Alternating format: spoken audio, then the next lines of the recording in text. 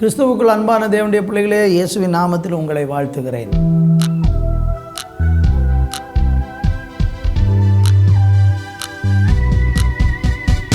இயேசுராஜன் வந்துவிட்டார் நம் கூடும் இந்த இடத்திலே. இயேசுராஜன் வந்துவிட்டார் நம் கூடும் இந்த இடத்திலே.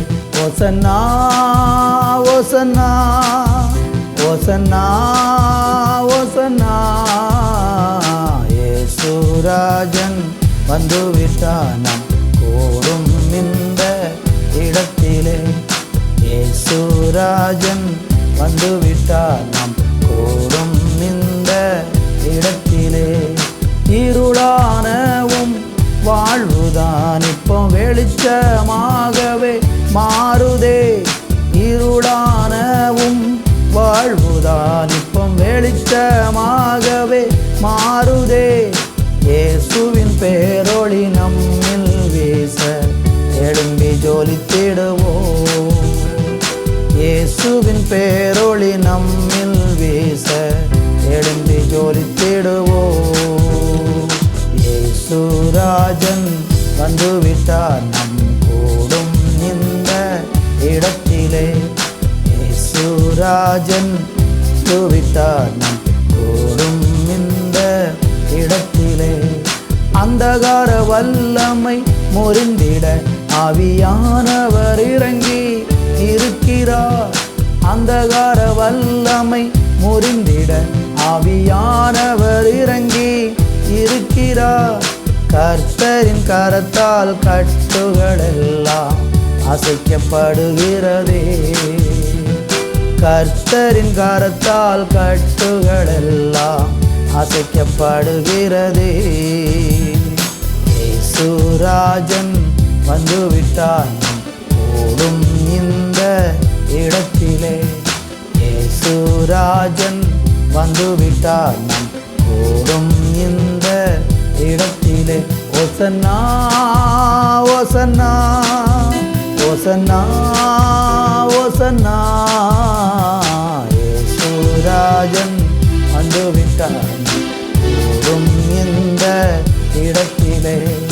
இயேசுராஜன் வந்துவிட்டார் நம் கூடும் இந்த இடத்திலே. ஓசன்னா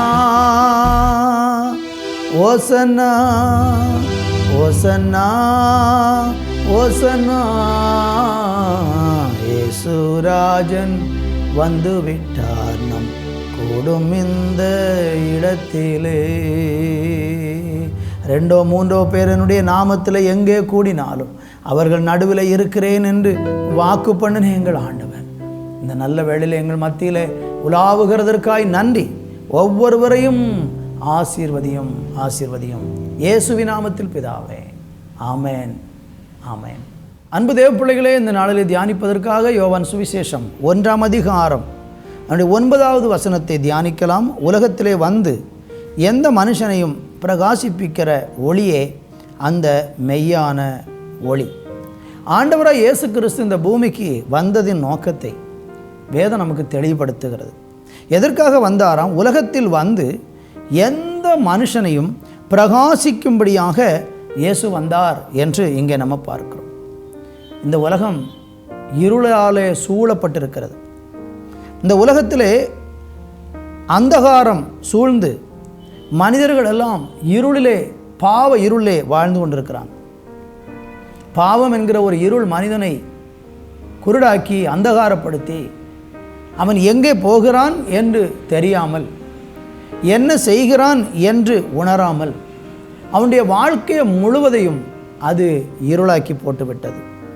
அப்படி இருளில் வாழ்ந்து கொண்டிருக்கிற மனிதனை பிரகாசிப்பிக்கும்படியாக, வெளிச்சத்தை கொடுக்கும்படியாக இயேசு கிறிஸ்து இந்த உலகத்திற்கு வந்தார் என்று வேதம் சொல்லுகிறது. நீங்கள் இன்னும் வேதத்தில் படிக்கும்போது 8ஆம் வசனம் சொல்லுகிறது, அவன் அந்த ஒளி அல்ல, அந்த ஒளியை குறித்து சாட்சி கொடுக்க வந்தவனாய் இருந்தான். ஆண்டவராய் இயேசு கிறிஸ்து இந்த உலகத்திற்கு வரும்போது மனுஷனுடைய வாழ்க்கையை எப்படி மாற்றுவார் என்பதை நம்ம பார்க்கிறோம். 5வது வசனம் சொல்லுகிறது, அந்த ஒளி இருளிலே பிரகாசிக்கிறது, இருளானது அதை பற்றி கொள்ளுவது இல்லை.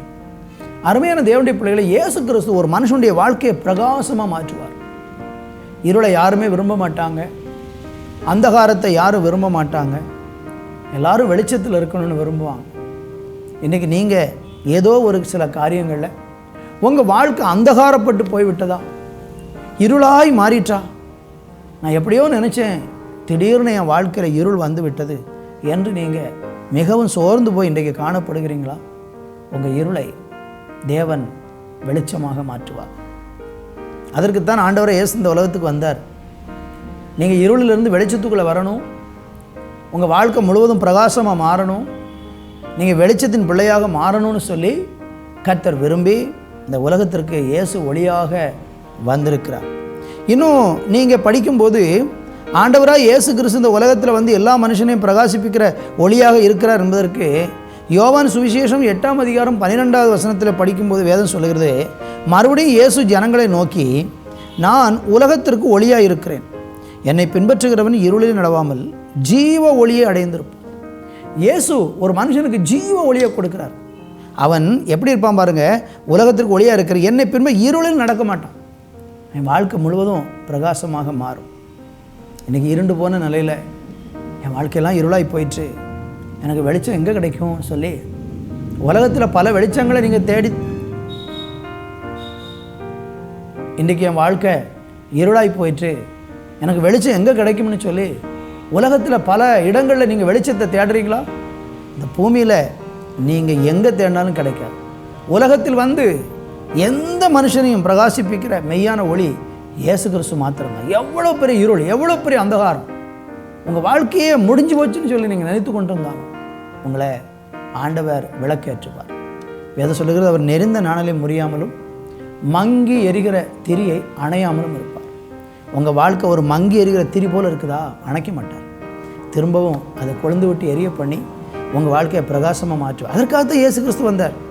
எனவே கிறிஸ்துவின் பிறப்பை நினைவு கூறுகிற இந்த நாட்களில் இயேசு கிறிஸ்து உங்கள் வாழ்க்கையில் வெளிச்சமாக வர விரும்புகிறாரு. அந்த வெளிச்சத்தை நீங்கள் ஏற்றுக்கொண்டீங்கன்னா இன்றைக்கே உங்கள் இருளை தேவன் வெளிச்சமாய் மாற்றுவார். ஜெபிக்கலாமா? நல்ல தகப்பனே, அன்பு பிள்ளைகளுக்காக ஜெபிக்கிறேன். இருளிலே போராடி கொண்டு கிடக்கிறவங்க, இருளிலிருந்து வெளியே வர முடியாமல் பாவ இருளில், சாப இருளில், அந்தகார இருளில் வாழ்ந்து கொண்டிருக்கிற ஒவ்வொரு பிள்ளைகளுக்கும் உங்கள் இருளை வெளிச்சமாக மாற்றி கர்த்தர் மேன்மைப்படுத்தும். இயேசுவின் நாமத்தில் பிதாவே, ஆமென், ஆமென்.